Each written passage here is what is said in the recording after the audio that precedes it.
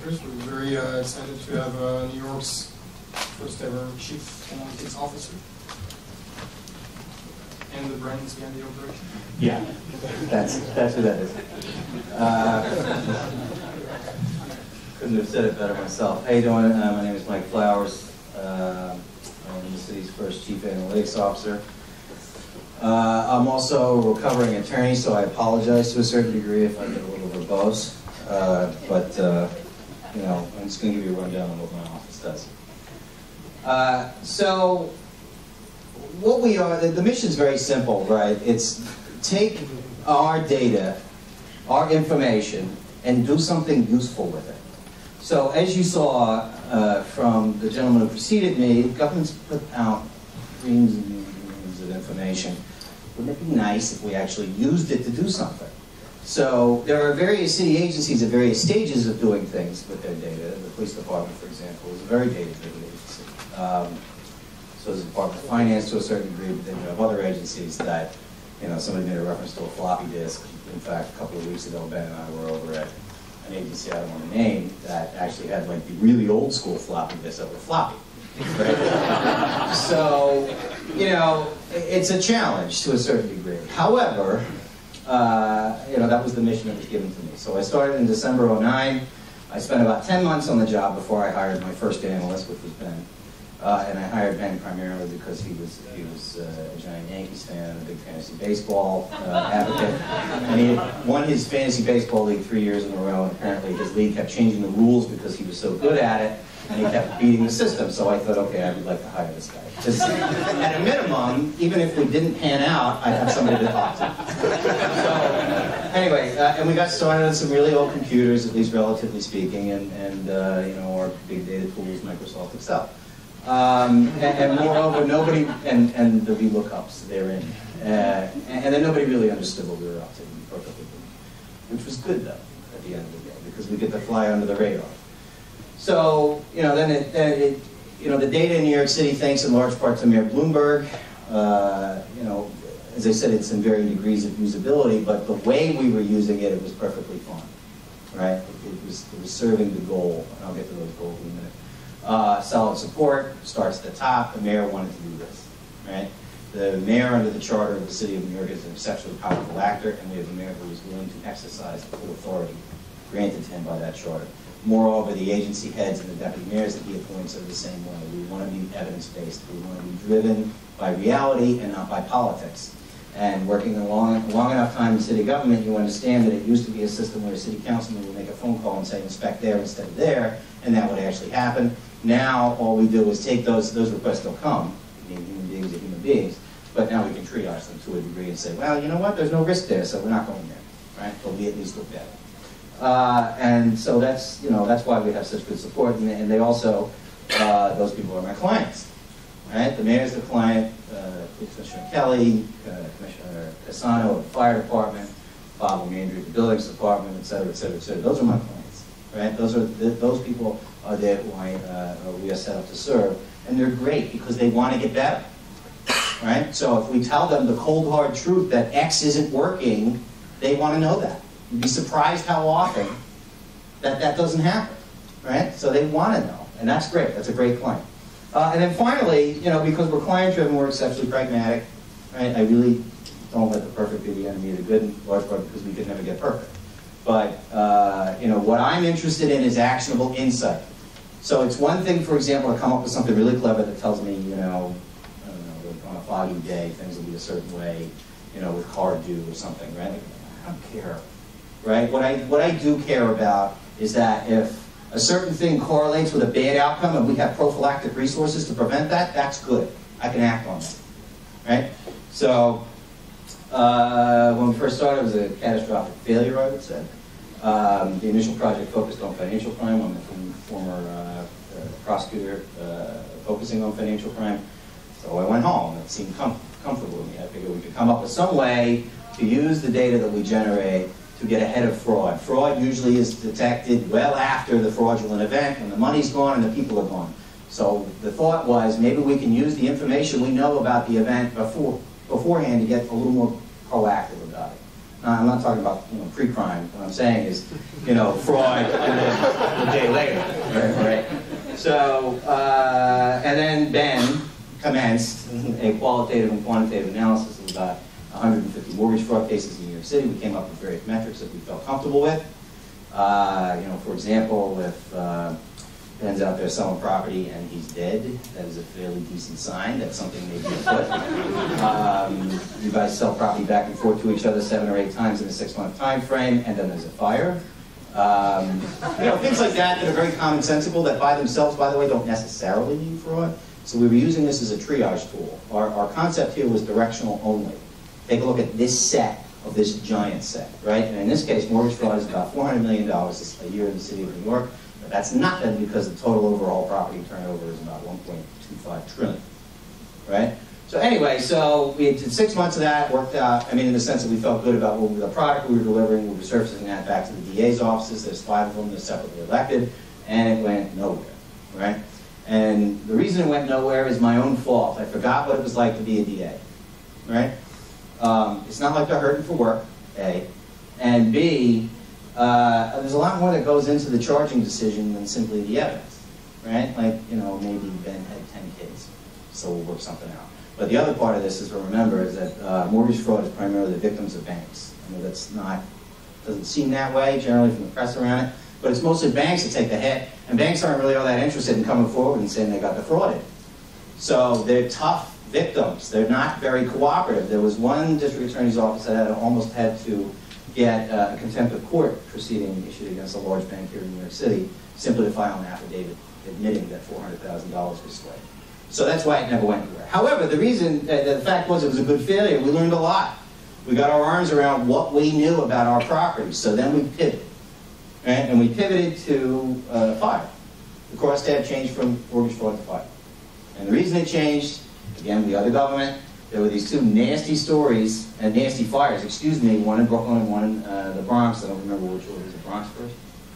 Yeah. Yeah. So in places that were legally converted, there was some deaths and some serious injuries to firemen. So we were asked just to do the same thing before. Let's find correlates for fire in illegal conversions. We get 20,000 complaints a year. We need to triage those so that we send our 200 inspectors out to the worst first, right? And I've told this story a nauseating number of times, but these, high-risk neighborhood, these are all things we knew as a city, right? And then we could use them as a triage tool. But bear in mind that this was only probably running, how many properties have we run this against now? Since we had our 2-year anniversary a couple of weeks ago on this. 1,000. Yeah, so it's about 1,000 properties in a city with 1 million buildings, right? So the impact, frankly, is going to be small in the overall lift. However, it was a foot in the door. We proved that this made sense to do. And I'm talking about probably the largest company in New York City. We have 300,000 employees and an operating budget of about $60 billion. So we had to get started somewhere, and this is what proved that it made sense to do. Right? And the vacate rate really, out of those 1,000 properties, the Department of Buildings, before we started getting involved, gets them to about, when they get in, they see conditions that are so unsafe, they have to empty the place about 13% of the time. Using our triage tool, the buildings we send them to that 1,000, the vacate rate 70. So we're sending them where they should go, right? But I used this, and he knows this because I've said this to him. I used him and the others that I hired to build this, right? So what is this? This is what we know about our locations. The yellow boxes are data systems within the agencies. The green circles are the agencies themselves. And DataBridge is my group, right? It's basically a platform, an analytics platform that I built for the sole purpose, really, of being able to know what we know about our places and our businesses, finally, on a dynamic refresh that is all geocoded to the BIN BBL. A BIN is a building identification number, a BBL is a row, block, and lot, so think of it as the structure sits on land, right? I geocode everything to that. Now I can, run those correlates over everything. Change whatever crosstab we want to change. We can now, get significantly more effective in terms of how we leverage our information to do what we need to do. Now I had to go to the Office of Management and Budget and ask for money to build this. This is taxpayer money, right? So a lot of times people go to them with stuff that's the equivalent of written on a bar napkin saying, give me $30 million, right? By the fact that I was able to use this group of kids on a really old set of systems with data that was just, varying degrees of crap, and get real value out of it was enough for them to write me this check, right? So that's what this all was about. This was a long-term plan I came up with back in '09. Like I said, it was 10 months before I hired my first analyst. There was a lot of planning that went into this. So anyway, so now we have to use it. Now we built this thing, let's use it. So this is a rock curve representing fire department inspections. The fire department does their own inspections, right, over about 300,000 buildings in the city. Fire department inspects, you know, you can usually tell, you walk in an elevator, you see a little fireman's hat on the, you know. It just depends on how many people live there, right, and the kind of activity that's in the structure. Previously, before we got involved, the fire department was, you know, basically they'd have to go to about 75% of those 300,000 buildings to inspect before they got as good as random, right? We just changed their metrics a little bit. The weight, we changed the weight and added a couple more, right? Because we had access to a couple more.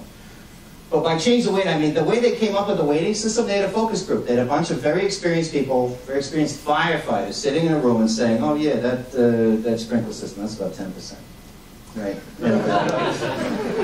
You know, but the metrics they picked were fine. They were fine. They were actually quite good. It's just the weight needed to change. That's all. Okay? So we changed the weights. And we changed the weights of this, and really, this reflects the reality of the client. The pragmatics are, we would never get to 75% of this 300,000 within a year. Never. Okay? If we're good, we get to about 10 to 15 within a single year. So every year that a building is not code compliant is a high-risk day for that building. So there are hundreds and hundreds of thousands of high-risk days. We're just trying to reduce those high-risk days. So now, that 10%, we're getting to about, I don't know, 60, 70% of those locations that have data things. Right? That's good. It's a good thing for the people of New York. Didn't cost a nickel extra. And it's worked out exceptionally well. And, by the way, this is something that I can go to a room full of very experienced firemen, explain, and they get it right away. Right? So my client understands what I'm trying to do for him instead of fighting me tooth and nail. That's awesome.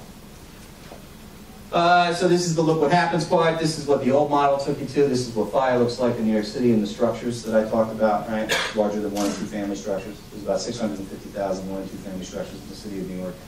The rest, those other 300,000 are the larger ones that the fire department goes to. And this is, you know, where we will send them, right? So it matches up, these match up much better than this, right? So, and that, by the way, people love maps. So the agencies love the maps, and it helps them understand what we're doing. Then Hurricane Sandy happens. We have 1/8 of the city underwater, an additional 1/8 without power.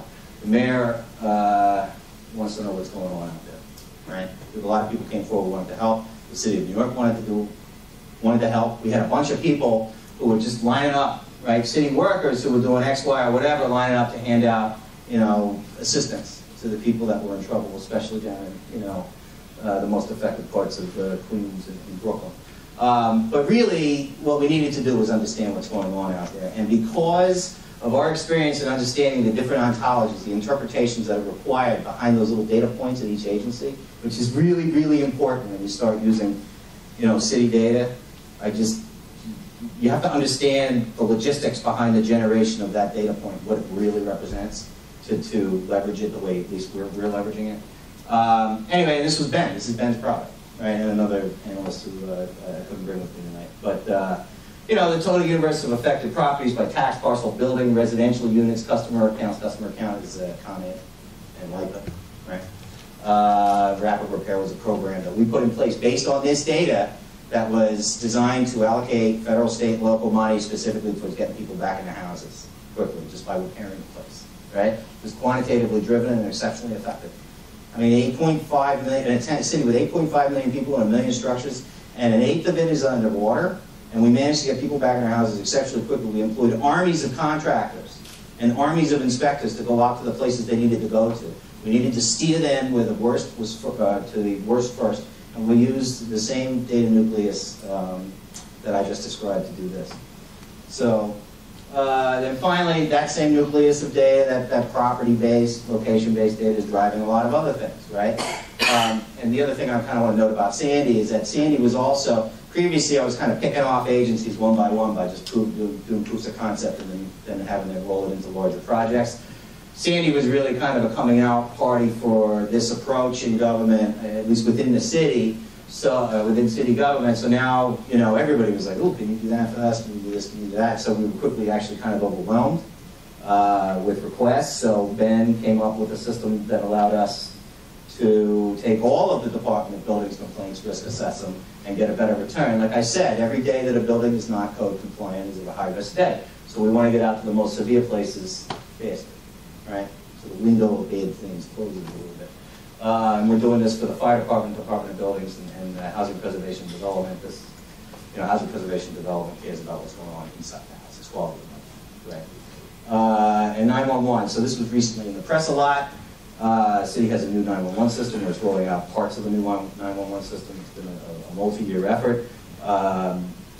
What's been measured previously were the gray and the green in terms of response time, right? So when you hit 911, I think when most people hear response time to a 911 call, they're thinking, when I hang up the phone, how long is it going to take to get here? The city of New York has never, and no other city in the United States, or you know, some of our larger counterparts in Europe that we were able to check with, everybody does not do it from that. They do it from this, the moment of dispatch to the arrival, right? So what we were able to do was take these 6 different systems involved with 911 response, and we're talking about crime, fire, medical, right, about 30 to 40,000 a day, and stitch them together. So that I now know from the moment we hang up, right, the moment you hang up and you hit that last one, to the arrival on scene of the emergency resource, the right emergency resource, how long that took.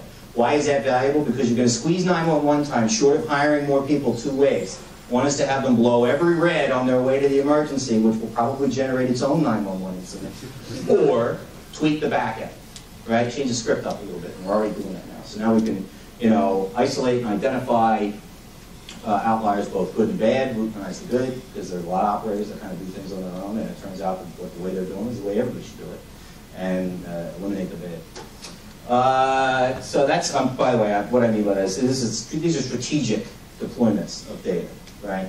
But then there's a tactical deployment.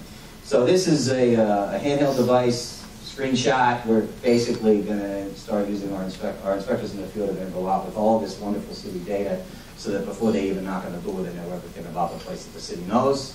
Very valuable, right? Especially for inspectors to try and, you know, say, oh, what's in this place, right?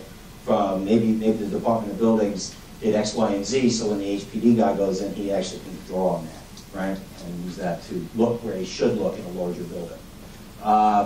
That's coming online now. And FDOC. FDOC is the Fire Department Operations Center. They have roughly five people, right? All on disability. Every time a truck goes out to a fire, what they do is they have 5 people basically searching city websites to find out what else the city knows about those locations. It's a very short time frame, right? So what we did was just build a little app in OBIE that allowed them automatically to just know everything we know on the way to the fire. This is really good stuff. That doesn't cost anything. We built all this in-house. And these are the kinds of things where there was this nasty fire at the Deutsche Bank building where we had about, you know, I think it was 5 or 6 firemen die because they didn't know that the Department of Buildings had registered some work being done on the 25th floor and an entire floor collapsed. Okay? Now we can get this to them on their way. And we built this based on what they told us they want to know as they're running in. Right? That's a tactical deployment of the data. It's great. You know, we have an open data portion as part of my title. I don't have a raise for it, but we want it, now that I've been able to aggregate and get all this data down to the bin DBL and the latitude and longitude. I just put that structure upstream of our open data portal. So it's on a dynamic refresh instead of state only nasty. But the person who proceeded can speak better for that, I think, at least the value of that. And then we have a dev portal as well, which we're really kind of looking forward to people using. And this last thing is a tee up for Ben, because Ben's going to get up here and tell you kind of a little more of the data science side of the house. So Bob Steele's the Deputy Mayor for Economic Development. Bob wanted to know during Sandy how many businesses got impacted. To know that, we had to know how many businesses were in town and then overlay that with the flood. So we built initially a business census database, how many businesses we have based on a bunch of different things. But then when we went to map it, we only used one of those metrics, and that was a big mistake, really, because Prospect Park is nowhere near the state, right? So we have a giant hole in Brooklyn, right, not telling us. Map at DOH, Department of Health, they've got, licensed restaurants with the letter grades that everybody hates. The Business Integrity Commission, the DCA, the Department of Consumer Affairs, et cetera, et cetera. So, I mean, the whole point of this is that just because it's in data doesn't mean you can do anything with it, right? There's a lot of understanding that has to go into this for us to be able to generate actionable insight for agencies that are sitting there, and Ben is going to tell you exactly how he does that. So. Thank you, Mike. So just to sort of continue on in this vein, I'd say that Mike touched upon, okay, that's the end of it. That's fine. So Mike touched on sort of the difference between old school mentality of, the fire department gets together, they have focus groups, come up with some really good metrics, but they have no clue what the hell they're doing with them, how to test anything, how to weight anything. And also, on the other hand, weighting that against actual knowledge of the city, how things work logistically, what does the fire department need in terms of a product to fit into what they're already doing. So, as an example, we worked with a large company as a research partner where they wanted to see if they could do something with us and with the Department of Buildings and analyzing all complaints and seeing for these complaints where the Department of Buildings has to get out there in 2 months, but some of them are on places where there are little old ladies on respirators, and some of them are in brand new Park Avenue buildings. They had no way of distinguishing those previously. We have tens of thousands of those a year. What can we do? So the result, I'm not trying to shit on this company, but the result of this, I have a grudge. But so the result of this was, through some really good data science on their part, they were able to come up with a model that, while it was, perhaps well fit and took a lot of different variables into account, was impossible for the Department of Buildings to actually leverage. There were aspects of it that's just about not being in touch with the data, interviewing who they need to interview, knowing that the Department of Buildings, has to go out to all these complaints. They can't just teleport all over the place. They have to cluster where they're going. So I think that the difference between just a purely numeric approach and a purely, intuition, experience-based approach is they both, on their own, had incredible problems. You saw the ROC curve for the fire department. They were doing worse than random for the top 20% of their buildings. But they know what's important. They know that sprinklers are important. They know that the size of the exits makes a difference. Fire codes are being changed every 20, 30 years because of difference in building materials, all these things. They're experts on their domains. They don't know what they're doing, but neither do people who are just digging into the data blindly. You can't just pull up a ton of data and say, okay, I'm just going to pick out variables that seem to be the best, the most statistically significant, and piece them together. What we got out of it was, this company ended up having variables that they did not pull out because they lost the forest for the trees.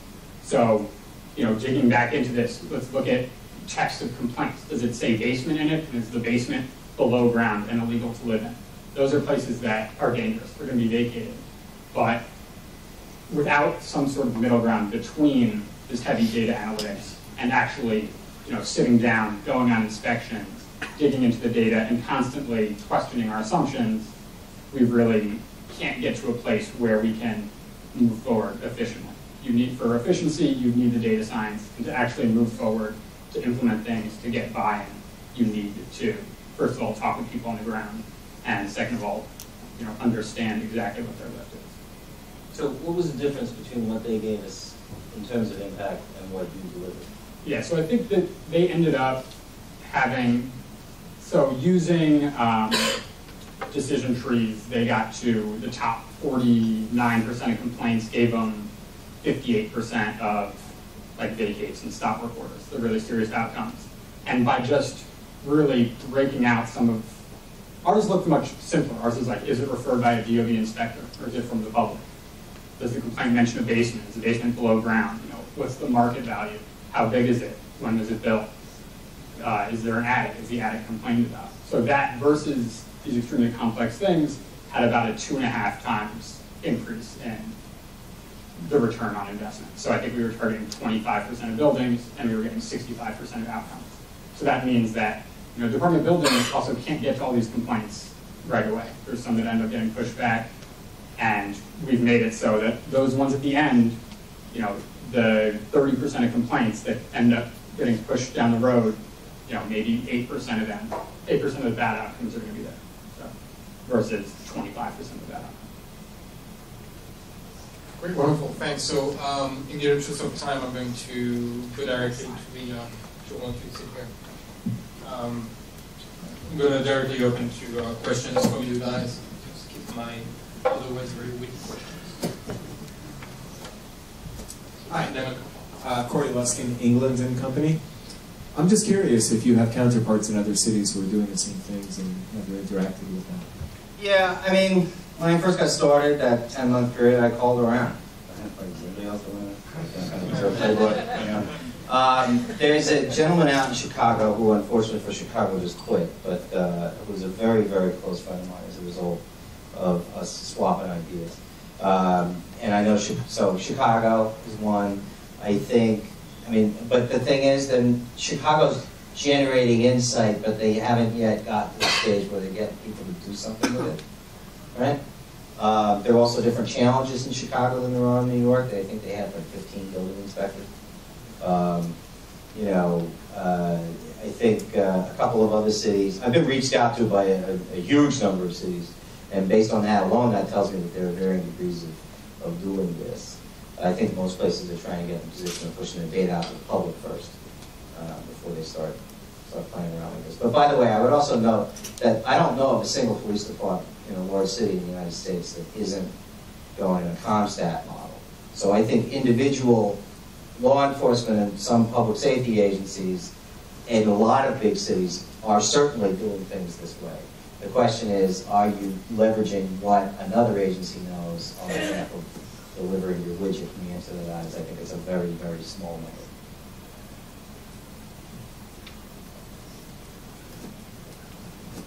Hi, my name is Matt Frank. I'm from the Police Advisors. I've spent some time looking at some of the city's data, and I'm curious what you're doing with the city's financial data. So there's salaries and contractor payments and water bills, which you didn't happen to touch on. Can you talk about what you're doing with that? Yeah, there's a couple of things.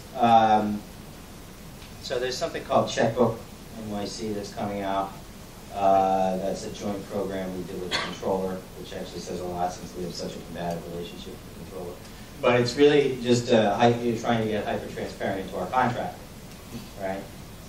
So that's one component of it. Salaries, I actually do think are publicly available. I'm not sure it's on the open data site, but then you know that's part of the lift, right? We got to take the stuff that's scattered around at different agency sites, some in PDFs even, and turn it into machine-readable stuff, which we're obligated to do under the local law 16. Is it local law 16? In any event, so to answer your question, if it's supposed to go out and it should go out, it will go out. The only things where I can tell you that I can answer it in the alternative, which is I'll tell you what we're holding back. Right? If you call 911, that shouldn't get out. That's operational security and your privacy. Your tax records, your personal and your business tax records, not property taxes, should not go out. If an ambulance goes to your house, kind of touching on 911, leaving aside crime, that is a HIPAA transaction. And if you are on benefits, and the public has no right to know that. So those are the broader buckets that we will hold back, absolutely.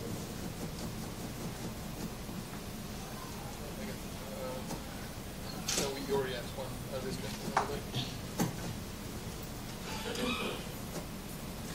Andrew Dinsmore, Rapid Eye. I'm just wondering, given that the current mayor is a very data-centric person, do you think that the next administration will carry forward with this level of data use, or is it something that may flag a bit as we go forward? I mean, I get asked that a lot. I think about it constantly, right? I'm not going to try and fudge the answer. There's only so much control we have over who comes next. I mean, you're elected official. You're the will of the people behind you. You will do whatever it is you feel that mandate allows you to do.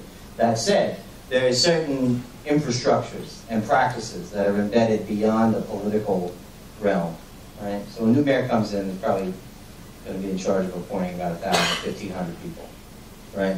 There's 300,000 employees. So to the extent that we're able to embed this, not only busting the data silos thing, that's busted.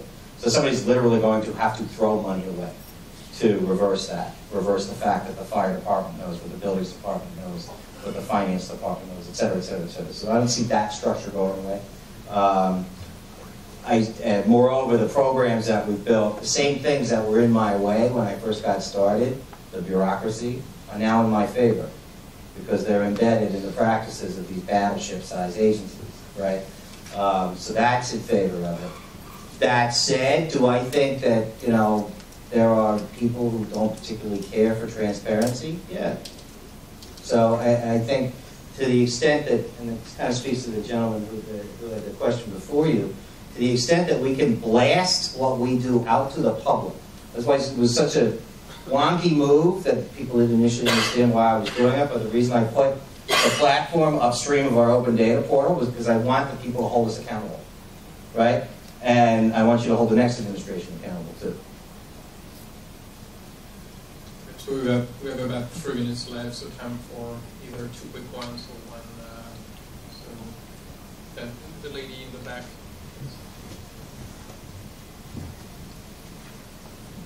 Hi, my name is Kaya with SiriusXM. I understand you have your mandate coming down from the mayor, but how do you deal with departments or particular individuals who just give you pushback and don't want to help? How do you deal with that? You mean agencies? Yes. Yeah, Iron Fist and Velvet Glove. Change is hard. So on the one hand, I've never taken the approach that I'm going to go in and say, you're giving me X, right? Because that'll only get you so far. The fact that the mayor has embraced it goes very far. The fact that the commissioners embrace it goes very far. However, it is also incumbent upon me, once I have that foot in the door, to prove the value, right? So, we're very, very serious about the quality of the work product that comes out. And I judge quality by whether or not you're using it, right? So, for every agency that we take on as a client, if at the end of the day we are not improving their return on investment, as represented by taxpayer dollars, however manifested, then we have failed. And worse, I've wasted their time, right? So, that's pretty much how I really haven't had that many problems. I got started with open data, so they were already throwing it out there. They just would never move to using a lot of it, right? And then when I came to them and said, hey, by the way, we can probably eliminate a lot of your FOIL money. So FOIL is if you file a request for Freedom of Information laws, the cities and state version of FOIA. And we get a lot of FOIL requests, and this is a way for us to get away from those. So there's all kinds of incentives, both positive and negative, that we've used. I can honestly tell you that it's been a very, very rare set of actors that I've had to really come. One last question on this side. Whoever's closer to you. Hi, my name is Mike DeSanza. I'm a student at Columbia. So I've worked on doing some projects on a 311 data set. I've seen other people in DataKind do some really cool stuff with the tree pruning data set. And I'm wondering, is there a model going forward to kind of institutionalize, kind of more involved outside crowdsourcing of this data work and building out infrastructure, or even just insights about the data? Yeah. Sorry. First off, DataKind's great. We love the tree thing. That was actually really helpful, right? There was a little line on one of the slides about how we're pushing our geo support to the cloud, starting I think in about 30 days, which means that we had a lot of people in geo specifically that were running around doing wonderful things, but we couldn't leverage any of it right? Because it wasn't coming in a taxonomy and ontology that we could ingest and then have it drive where do I send my trash trucks tomorrow, based on the number of things that like somebody like Occupy City did or whatever.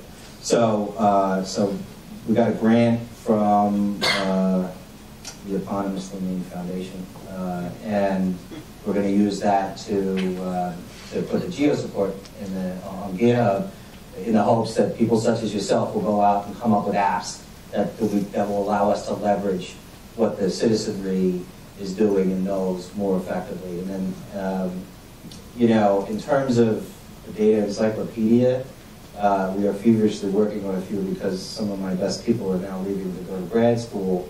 You know, I wanted to make sure that we actually had this documented and that the logic is embedded in some of the tools that we have. So, I mean, and you have anything you want to add to that? Yeah, I think as far as, I mean, how do we communicate to the public what the OB data means? Because I think that's a tall order. And yeah, I think it's tough, the fact that we've been dealing with this data for 3 years and learn new, seemingly obvious things about it all the time, not to put ourselves down. But it is definitely a challenge to retain some of that information. I think that as, you know, we push data out, which we're really doing in mass now, or about to be doing, there's going to be that same learning curve for the public, but, you know, through talking with them through forums and just their experience with it, I think that, you know, that learning curve gets overtaken by, you know, everyone using open data and developing things for it, and it'll move much faster. certain things should jump out, right? Like Breezy Point is a co-op, so it shows up as a single BBL or a borough block of lot, but there's about 3,000 buildings on it. Yeah. Right? So during Sandy, you know, we started out geocoding things to the tax lot, which is where a deed is, which is generally, you know, a building. And then Breezy Point, they all want to get their water delivered together and have their volunteer firefighters and be insulated, but that means that we have to adapt and know that there's not just one outage in the middle of this huge peninsula. But I think that some of these things, I mean, or at least our government's emergency use, we're making sure all those Sandy things are being routinized, all the pushes that we did, all the logic that we had, so that we don't have to do these things again. and then our job is to then push it out to you. Great, thank you. So that's unfortunately all the time we have. Are you guys going to be around for a little longer after we? Easter tour. Easter, okay. So thank you very much. That was wonderful.